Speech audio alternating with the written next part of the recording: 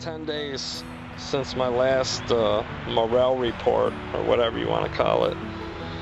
And those Morels were little micros, less than an inch tall. And I come back 10 days later, and I've still got 5 or 6 in this area. They've gotten a little bit bigger. They're maybe an inch tall. Looks like a couple of them might be approaching 2 inches.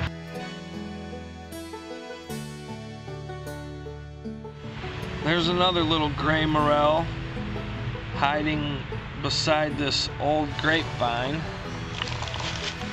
Let's just see some hand in there for perspective. About as big as the tip of my finger. There's the little bitty mushroom that I showed you in the video from the 3rd. It really hasn't grown a whole lot. Somebody came through and actually picked the other one that was bigger, and it wasn't even an inch tall. So I've heard a lot of people say that you won't find morels growing around an elm that has dryads saddles growing on it. And also I've heard people say that if the bark has already slipped off of the elm, which is the case of this tree, not only has the bark slipped off, but it's old and it's broken in half and fallen to the ground for the most part. There's still morels growing around this. And sure enough, what do I see right at my feet? A little morel. Actually, a little cluster of morels. There's 2 more right there that I just now spotted. They're all over, but they're tiny. Still too early. We need some warmth.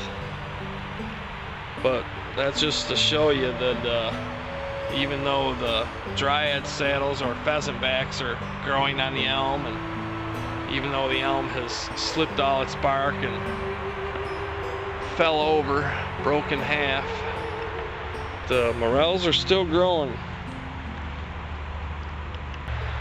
You can still find morels around old elm trees for 5 years, I would say at least.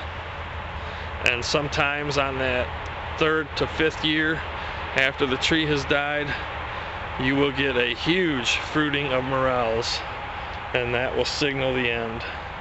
And you likely won't find many after that. One thing to remember about morels, and really any other wild edibles, but especially morel mushrooms, is just because they're fruiting in one area doesn't mean they will in the next. This area here has a lot of filtered sun coming through on the ground, and that's a good sign. That's another good habitat for mushrooms, is seeing that filtered sun on the forest floor. They like to have a little sun, but not complete direct sun. Because if you're hunting in an area like this, and all you're finding is little bitty morels, or perhaps you're not finding any morels yet, but you hear people giving reports that they're finding them, then you just need to find an area that has warmed up enough to support them. Which in this case would be some small shrubs or an open field, because that's about the only thing you're going to find that's going to give you more sunlight and warmth than this type of secondary forest with black locust, black cherry, and elm.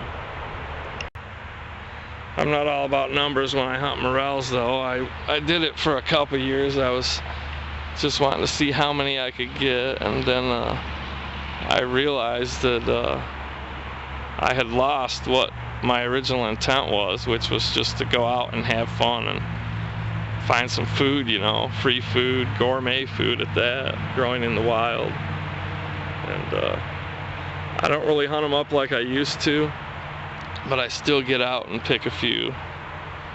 And just to stay sharp, I guess, and really to get back to the original point, which is just to get out and enjoy nature. Anyway, thanks for watching. Thanks for all the comments and stuff. I appreciate it. Talk to you guys later.